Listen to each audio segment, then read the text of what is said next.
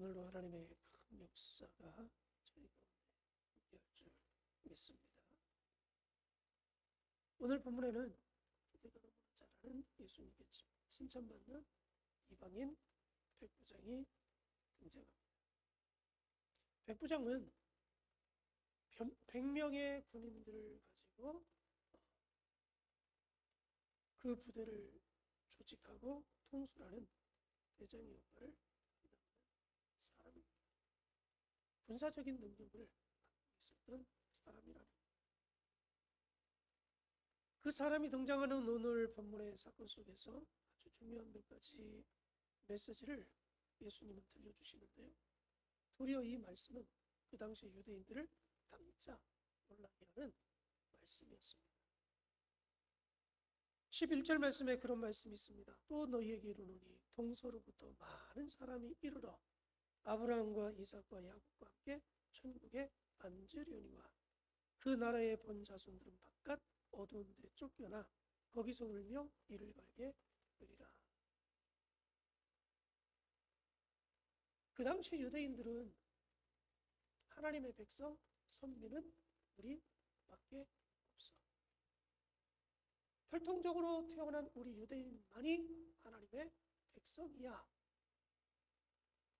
우리 유대인만이 천국에 들어갈 수 있는 거야. 우리 유대인만이 하나님의 사랑과 하나님의 은혜를 통해서 살아갈 수 있음을 그들은 인지했어요. 오직 유대인들만 누릴 수 있는 율법을 지키고 규례를 지키면서 신앙생활하면 자신들만 그런 특권을 누릴 줄 알았습니다. 이방인들은 이것은 절대 누리지 못한다고 그들은 확고하게 못을 박아놨습니다. 이것은 그들에게 흔들리지 않는 진리였습니다. 유대인만. 왜? 우린 혈통적으로 선민이니까. 그런데 오늘 예수님은 전혀 다르게 말씀하십니다. 유대인만 천국에 앉는 것이 아니라 동서로부터 많은 사람이 이르러. 여러분, 동서는 뭐예요? 동쪽, 서쪽. 많은 사람, 이방인들을 의미합니다. 유대인들이 아니라 이방인, 곧 예수 그리스도의 복음 안에 들어오는 모든 사람들은 아브라함과 이삭과 야곱과 함께 천국에 앉으려니와. 할렐루야. 천국 백성 된다는 거예요. 하나님의 자녀가 된다는 겁니다. 하나님의 은혜와 사랑을 한 몸에 받는 대상들이 된다라고 말씀하고 있습니다. 근데 그러한 사람들이 어떻다고요? 많다는 거예요. 동서로부터 이방인들이 복음을 듣고 많이 천국에 들어오게 된다고 말씀하셨습니다. 여러분, 그 이야기를 듣는 유대인들은 어땠어요? 깜짝 놀랐겠죠. 천국은 우리 혈통적인 유대인만 가는 거 아니야? 근데 저 예수라는 사람은 이방인들도 많이 천국에 갈 수 있다고 말하네? 충격이었죠. 근데 거기서 끝나는 게 아니에요. 그 나라의 본 자손들은, 여러분, 본 자손이 누구예요? 유대인들이죠. 유대인들은 바깥 어두운 데 쫓겨나 거기서 울며 이를 갈게 되리라. 도리어 유대인들은 쫓겨난다. 여러분, 충격적인 말씀 아니에요? 들어가려면 유대인들이 천국 들어가야 되는데 천국은 이방인들이 들어갈 것이고 본자손된 유대인들은 바깥에 쫓겨나서 거기서 이를 갈며 운다는. 여러분, 오직 하나님의 백성은 율법도 혈통도 선행도 노력도 아니라 오직 예수 그리스도의 십자가의 복음을 통해서 하나님의 거룩한 자녀가 된다는 사실을 여러분 믿으시기 바랍니다. 오늘 예수님은 그것을 확실하게 하고 있습니다. 오직 복음, 예수 그리스도를 믿는 자만이 천국을 얻게 된다. 십자가의 복음을 통한 부르심만이 혈통을 넘어서, 지역을 넘어서, 빈부 귀천을 넘어서 평등하게 누구든지 구원받게 된다는 거죠. 여러분, 복음은요, 열려있는 누구에게나 열려있습니다. 어떤 특정한 사람들에게만 주어진 게 아니라, 유대인들에게만 주어진 게 아니라, 이방인들에게, 나에게만 주어진 게 아니라 내 예수 믿지 않는 내 옆에 있는 많은 사람들에게도 동일하게 열려 있습니다. 누구든지 예수 믿으면 죄사함 받고 구원받는다. 내가 구원받은 것처럼 너도 예수 그리스도의 복음을 믿으면 구원받는다. 내가 예수 믿고 천국 가는 것처럼 너도 예수님 믿으면 죄사함 받고 천국 간다. 여러분, 누구든지 예수 믿으면 천국 갑니다. 오늘 예수님이 그거 말씀하셨어요. 동서로부터 많은 사람들이 아브라함과 이삭과 야곱과 함께 천국에 앉는다. 천국 간다. 하나님 백성 된다. 하나의 조건은 예수 그리스도의 십자가의 복음을 믿는 자들의 안에서. 예수님이 이 복음을, 이 말씀을 다 전파하십니다. 그러는 와중에 우리가 여기에 등장하는 이방인 백부장의 모습을 보면서 다시 한번 우리들의 신앙의 모습도 돌이켜볼 필요성이 있습니다. 이방인 백부장이 사랑의 마음이 아니었다면 절대 행동하지 않았습니다. 다르게 표현한다면 사랑의 마음이 있으면 행동한다. 상대방을 사랑하면 내가 움직인다.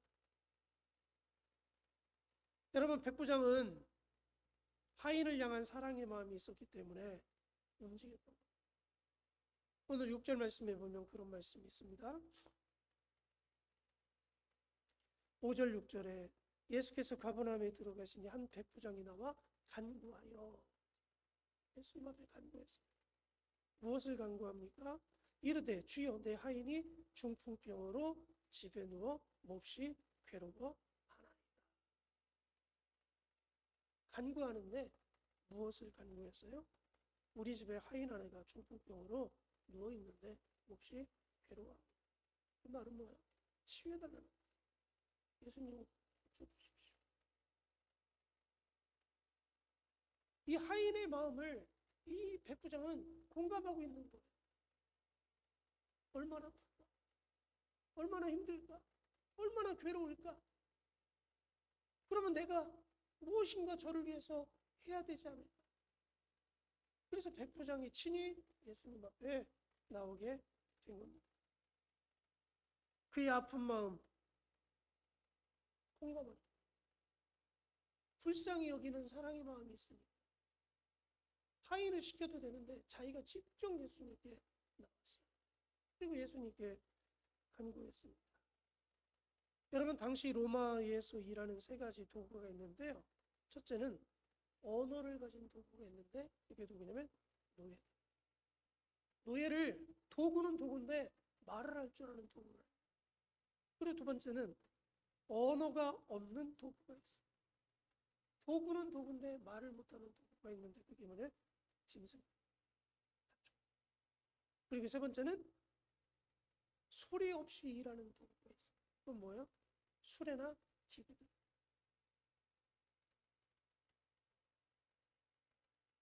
근데 언어를 가진 도구로 취급받는 노예, 그 하인을 백부장은 단순한 도구로 보지 않고 인격으로 됐다. 그리고 그 마음을 공감했어요.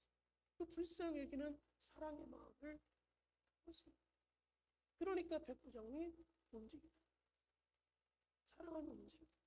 여러분들도 자녀들을 다 양육해 봐서 아시잖아요. 자녀들을 사랑하는 만큼 부모들은 사랑의 마음이 움직입니다. 누군가를 내가 사랑하면 그 사랑의 대상을 위해서 내가 뭔가를 자꾸 하려고 움직입니다. 백부장이 하인을 향한 사랑의 마음이 있었기 때문에 예수님께 종의 문제를 가지고 나와서 요청을 할 수 있었던 겁니다. 여러분, 사랑은 말로 하는 것이 아니라 사랑은 행동으로 보여집니다. 하나님이 말씀하십니다. 나는 사랑해. 내가 너희들을 사랑한다. 말로 하지 않고 그 사랑의 마음이 있으시니까 독생자 외아들을 십자가에 못 박혀 죽는 자리에까지 내주심으로 저와 여러분을 죄악에서 건져내시고 하나님의 자녀 만들어 주셨습니다. 사랑하면 헌신과 희생도 맞이하지 않는다는 것. 사랑하는 여러분, 예수님의 그 십자가에 못 박혀 돌아가시고 오늘 백부장의 이 종을 위한 헌신의 마음, 이건 사랑의 마음이 있었기 때문에 움직여요. 저와 여러분도 교회를 향해서, 우리 성도들을 향해서 사랑의 마음을 크게 품으시기를 주님의 이름으로 간절히 부탁드립니다. 사랑의 마음이 있으면 움직일 수 있습니다. 사랑의 마음이 있으면 헌신하고 희생할 수 있는 겁니다. 근데 우리가 사랑의 마음이 없으니까 자꾸 불평하고 그런 마음은 이 사순절 기간에 다 제거시키는 은혜 있기를 원합니다. 근데 이 백부장이 예수님께 나와서 이렇게 고백합니다. 주여, 주여. 6절 말씀에 주여, 8절 말씀에 백부장이 대답하기도 주여. 원어로 보니까 주인님 이렇게 부릅니다. 백부장은 이방인인데 예수님을 주인으로 고백하고 있습니다. 그 백부장은 예수님은 보통 사람이 아님을 인지하고 있습니다. 어떤 문제를 가지고 나와도 예수님은 그 문제를 해결해 주신다는 그 확신이 있었던 겁니다. 그러므로 넓은 의미에서 이 예수님이 천지 만물의 주인이시지 않아요. 역사의 주관자가 되지 않아요. 그래서 그가 주님, 그래서 겸손하게 자신의 문제를 예수님께 간구했습니다. 여러분 한번 생각해 보세요. 이런 권력을 가진 사람입니다. 힘 있는 사람입니다.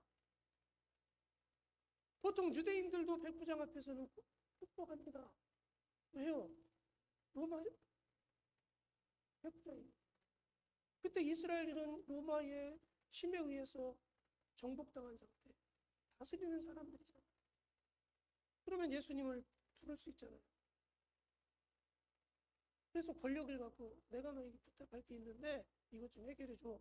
얼마든지 이렇게 할 수 있는 그러한 사회적인 구조였습니다. 근데 그렇게 해서 찾아와서 겸손하고 주인님, 내 아이의 이름 고쳐주십시오. 저와 여러분이 하나님 앞에 늘 겸손해지기를 원합니다. 그리고 예수님을 주인으로 인정해드리고 예수님을 섬길 수 있는 우리 모두가 되어야 됩니다. 그러니까 예수님께서 7절에 내가 가서 고쳐줄게. 그랬더니 깜짝 놀랐어요. 그렇게 하지 마십시오. 그래서 8절에 보니까 다만 말씀으로만 하옵소서 그리하면 내 아이니 낫겠사옵나이다. 예수님도 놀랄 만한 고백을 하고 있습니다. 예수님, 우리 집에 오는 게 감당치 못합니다. 여기서 말씀만 하면 내 아이니 낫습니다. 그건 뭐예요? 말씀의 능력을 믿었다는 거예요. 주인 되신 당신께서 말씀만 이 자리에서 하면 그 말씀의 능력이 있으니 아무리 멀리 떨어져 있는 우리 하인일지라도 벌떡 일어날 줄 나는 믿습니다.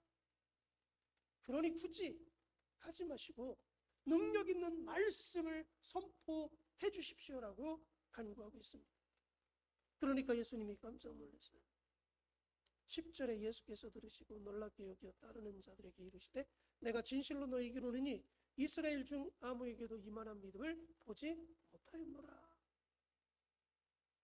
하나님의 말씀을 어렸을 때부터 듣고 묵상하고 암송하는 유대인들도 예수님을 그렇게 대한 적이 있죠. 말씀을 그렇게 고백한 사람들이 없습니다. 예수님께. 근데 이방인이 예수님 갈 거 없습니다. 여기서 말씀만 하십시오. 말씀의 역사가 나타날 줄 나는 믿습니다. 히브리서 4장 12절 말씀에 하나님의 말씀은 살아있고 활력이 있어 좌우의 날선 어떤 것보다 예리하여 혼과 영과 및 관절과 골수를 찔러 쪼개기까지 하며 또 그 마음의 생각과 뜻을 판단하나니 라고 말씀하십니다. 하나님의 말씀은 뭐예요? 능력이 있습니다. 힘이 있습니다. 권능이 있습니다. 권세가 있습니다. 그러므로 사순절을 보내면서 여러분 그냥 보내지 마시고 능력 있는 하나님의 말씀을 읽고 듣고 묵상함으로 말미암아 저와 여러분의 신앙을 더욱더 견고히 세워나가고 그 하나님의 말씀이 내 신앙을 새롭게 해나가고 또 기적과 이적을 내 삶 속에 많이 경험할 수 있는 그런 사순절의 말씀의 능력을 체험하는 여러분 모두가 되어지기를 주님의 이름으로 간절히 축복합니다. 오늘 말씀 모여 잡고 기도합니다.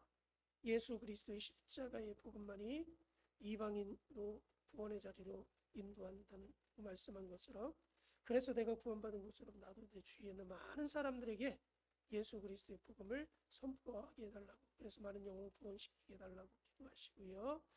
또 내가 하나님 앞에 사랑의 마음을 가지고 사랑을 실천하고 공감하는 능력을 갖고 남을 위로하고 헌신하고 희생하는 자의 삶을 살 수 있도록 위해서 말씀의 능력이 있음을 믿고 말씀을 읽고 듣고 묵상하는 그런 사순절 되기 위해서 기도해 주시고요. 또 여러분들의 필요성이 오늘 하나님의 은혜 가운데 합력해서 오늘 이루게 해달라고 같이 한번 기도합니다.